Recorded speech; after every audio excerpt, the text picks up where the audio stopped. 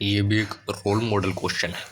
इसके अंदर जो है देखो प्रॉपर सॉल्यूशन आता है वेल एंड गुड, लेकिन आप इसमें जुगाड़ लगा के आंसर कैसे ला सकते हैं वो मेन कंसर्न है।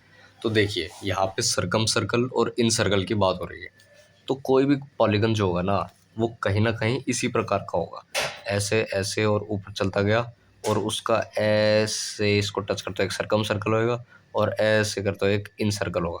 रफ डायग्राम है, समझने की कोशिश करो। ठीक है, ये होगा। इसको सिंप्लीफाई समझने की कोशिश करने के लिए अच्छे से हम यहाँ पे मान लेते हैं एग्जांपल स्क्वायर का। स्क्वायर बहुत ज़्यादा इजी शेप है, आराम से बन जाएगी और आराम से समझ में आ जाएगा। ठीक है, तो ये स्क्वायर है, ये जो कैपिटल आर है ये हो गया कैपिटल आर।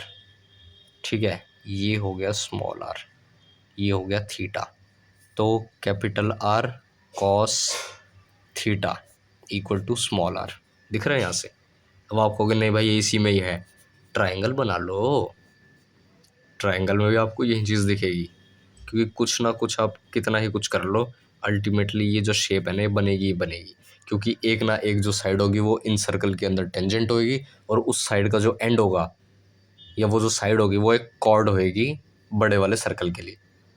तो कॉर्ड की लेंथ आपको पता है, नहीं कॉर्ड की लेंथ नहीं पता, सॉरी, कॉर्ड एंगल कितना सबटेंड कर रहा है वो पता है, मान लो आपको इस सर्कल के अंदर। ठीक है, और कॉर्ड से परपेंडिकुलर डिस्टेंस पता है। तो एंगल सबटेंडेड और परपेंडिकुलर डिस्टेंस से क्या आप बड़े वाले सर्कल का रेडियस नहीं निकाल सकते? बिल्कुल निकाल सकते हैं। तो आपको capital R cos theta equal to R, इस टर्म में कोई दिक्कत नहीं है। अब बात आती है भाई कॉस थीटा कैसे निकालें। तो जो ये सेंटर है ऑफ द पॉलीगन वो साइड के ऊपर कितना एंगल सबटेंड कर रहा है उसको कैसे निकालें। तो इसके बहुत सारे तरीके हैं, जियोमेट्री ये वो। जो सबसे सिंपल तरीका है ना, सबसे ज़्यादा इजी जो तरीका है वो आप लगाओ यूनिटरी मेथड। ठीक है, सबसे सिंपलेस्ट पॉलीगन कौन सा होता है? ट्रायंगल। दो साइड का कोई पॉलीगन नहीं होता, तो ट्रायंगल होता है। ट्रायंगल के अंदर सेंटर जो है वो साइड पे कितना एंगल सबटेंड करता है, मतलब वाइस वर्सा, मैंने गलत बोल दिया। तो जो साइड है वो सेंटर पे एंगल सबटेंड करती है 120 डिग्री का, यानी 2 पाई/3 का। स्क्वायर में कितनी करती है? पाई/2, यानी कि 2 पाई/4 का। अब आपको पेंटागन याद है, तो पेंटागन में 72 डिग्री होता है। अब 72 क्या हो गया? 180/72। इसको पाई वगैरह में कन्वर्ट करो तो ये आपका आएगा 2 पाई/5। ठीक है, ऐसे ही आपका आप चलते रहोगे। अब हेक्सागन आपको याद हो तो 60 डिग्री सबटेंड करता है, तो यहाँ पे 2 पाई/6। तो आपको ये पैटर्न दिखता जा रहा है। अब इस पैटर्न के अंदर आपको ये समझ में आ रहा है angle subtended by side on the centre is equal to 2 पाई/n। n is the number of side of the polygon. ठीक है, तो अब यहाँ पे जो थीटा है, ये थीटा है क्या? ये जो साइड एंगल सबटेंड कर रही है इस पूरे एंगल का हाफ है ये, यानी 2 पाई/n है ना, ये पाई/n है, यानी कि r cos पाई/n इक्वल टू स्मॉल r। ये हमें दिख गया है। ठीक है, ये इक्वेशन आ गई। अब इसका भी यूज़ क्या करें भाई? तो इसका यूज़ ये दे रखा है आपको, capital R by small R आपको ऑलरेडी गिवन है। तो capital R upon small R equal to 1/cos पाई/n, ये आपको गिवन है। तो 1/cos पाई/n का तो हम ज़्यादा कुछ कर नहीं पाएंगे। हम R by capital R by small R को small R by capital R कर लेते हैं, यानी √5 - 1 को। तो √5 - 1 इसका रेसिप्रोकल लेते हैं, 1 हो गया, रेशनलाइज कर दिया तो आ गया √5 + 1/4 इक्वल टू कॉस थीटा। ये आ गया मेरा।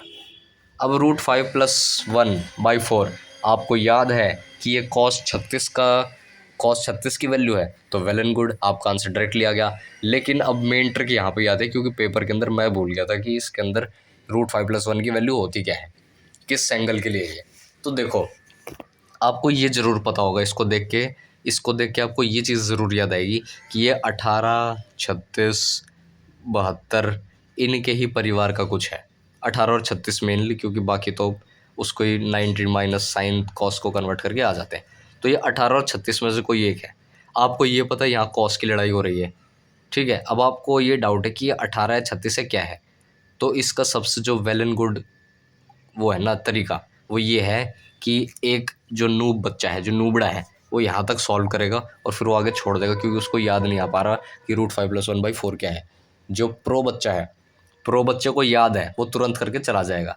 और जो थोड़ा जुगाड़ लगाने वाला है वो क्या करे कि देखो, √5 2.23 होती है वैल्यू इसकी, 2.2 मान लो चलो, +1 3.2, 3.2/4, 3.2/4, इसको आप डिवाइड करते हो गया 1.6/2। अभी मैंने बाई 2 क्यों छोड़ा, उसका रीज़न ये है कि हमें पता है cos 30 √3/2 होता है, ठीक है। तो √3 1.7/2, ये √3/2 से छोटी वैल्यू है, कॉस की वैल्यू छोटी है, यानी कि कॉस 90 डिग्री की तरफ जा रहा है।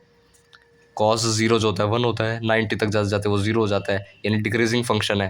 यानी कि डिक्रीजिंग फंक्शन यानी कि जो ये 30 डिग्री है इससे बड़ा होगा एंगल, तभी ये 1.6/2 आया है। अब बताओ 18 और 36 में से 30 से बड़ा कौन है? 36। तो आउटराइटली इसका आंसर 36 डिग्री मारते हुए हम मान देंगे 36 डिग्री। 36 डिग्री यानी कि π/n = 36 डिग्री। पाई कितना हो गया? 180, 180/n, n = 5 आंसर, ठीक है। तो ये बहुत तगड़ी स्कीम है इसकी। बाकी आपको याद है तो भाई याद कर लो, अच्छे फ़ायदे में रहोगे। लेकिन नहीं भी याद है तो छोड़ने की बजाय आपको इस अप्रोच को यूज़ करना और जल्दी जल्दी फटाफट आंसर लेके आना है।